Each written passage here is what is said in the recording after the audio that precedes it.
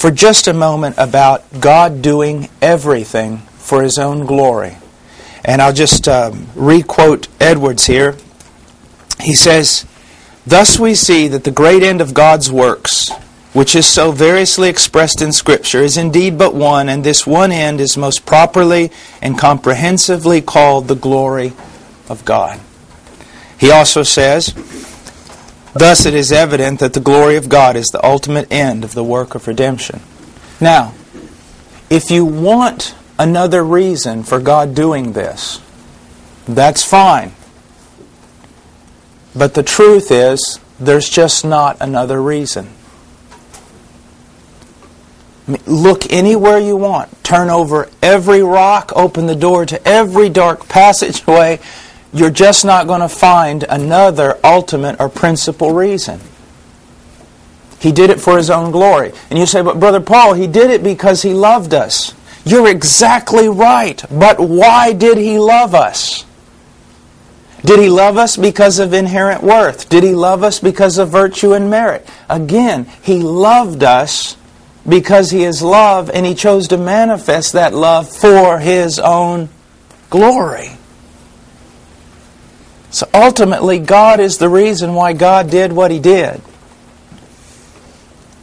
And people with right thinking never have a problem with that.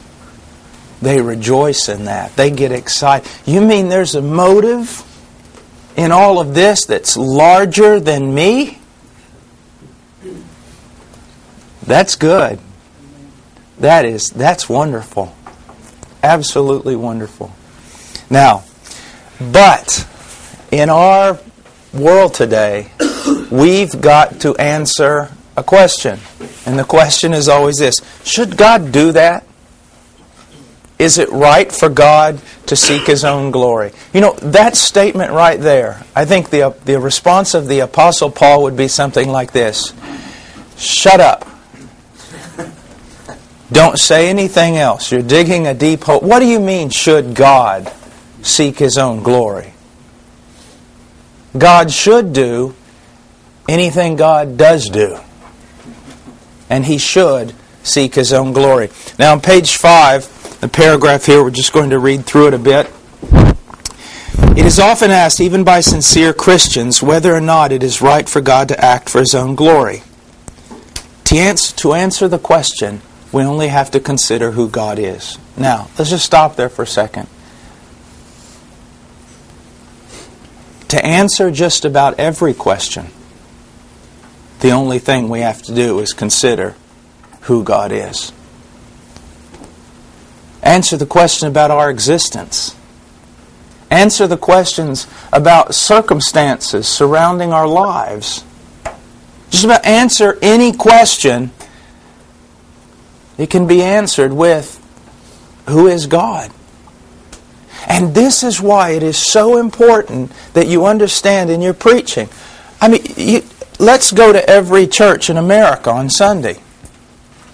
Of all the, I would dare say, hundreds of thousands of sermons, we're going to hear how many of them will be about the character of God, and more than just some Sunday school statement about the character of God.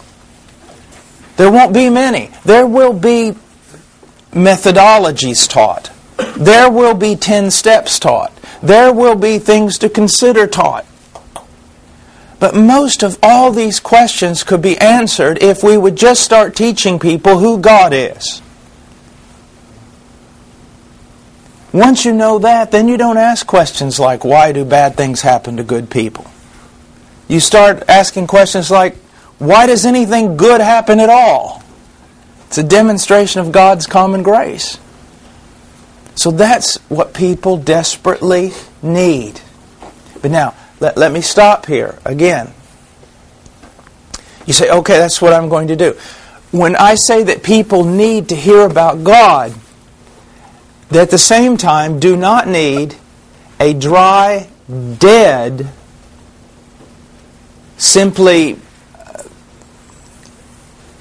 theological discussion. Now, everything that we say must be theological. It must be doctrinal. It must be correct. You know how I feel about that.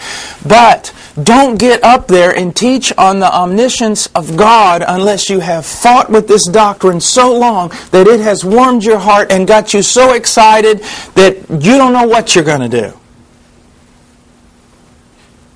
I was teaching down in Peru a couple of months ago, and what I said to them, I said, "Men, you want your people to be on fire about God. Are you on fire?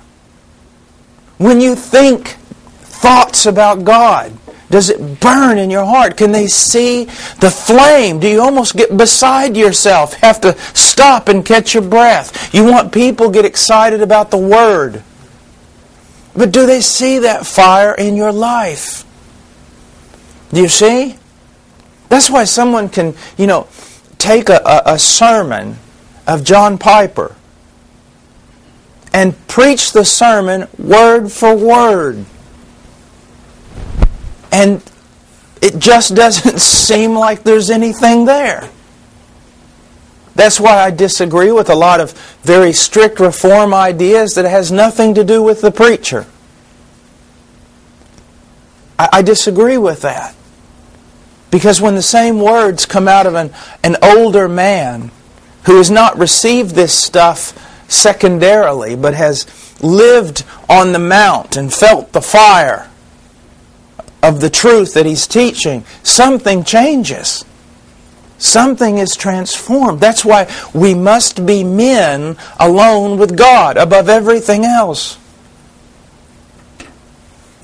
You must be, as a minister, you must be a people person. I mean, you must love people. If you don't obey the second command, you're definitely not going to obey the first one. Love the Lord your God with all your heart. You must, in a sense, be a person who loves people. But you must not primarily be a people person. You must primarily be a man of God. You see. Because you don't have anything to give people. You're a messenger boy. You go to God and bring what God has for people. That's the difference. And it's a great one. It's a great one. Now, we'll go on. According to the Scriptures, God is infinitely greater than all of His creation combined. Would everyone agree with that? Infinitely greater. Not just a little bit greater or a lot greater. It can't be measured greater. Therefore, it is not only right but necessary for Him to take the highest place and to make His glory the greatest reason or chief end of all that He does. It is right, because of who He is, for Him to take center stage and to work all things so that His glory, the fullness of all He is, might be made known to all, with an end that He might be glorified, esteemed, and worshipped above all. For Him to shun such preeminence would be for Him to deny that He is God. For anyone other than God to seek such preeminence would be the grossest form of idolatry. There has to be a center. Okay? There has to be. Who's it going to be? Do you know, it's just a fact. In most Christian circles, it's just a fact that if I were to preach in such a way that in my preaching, man would appear as the center of the universe, I would have very little problems out of most people who hear that message.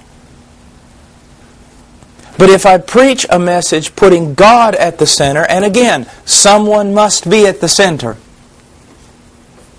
I would have people walking out moping or angry saying, well, what about man? Well, what about man? It's like one time preaching years ago, and I preached a sermon on the holiness of God. It was like a 3 or 4 day meeting, and I preached a sermon on the holiness of God. And afterwards, 3 men met me in the back and they said, "We have a real problem with what you preached tonight." And I said, "Well, okay, what is it?" And they said, "You preached the entire night on the holiness of God, and not once did you mention the love of God." I said, "Well, were you here last night?" They said, "Yes, we were." I said, "Last night I preached on the love of God, and not once did I mention the holiness of God, and not one of you men had a problem with that." And I see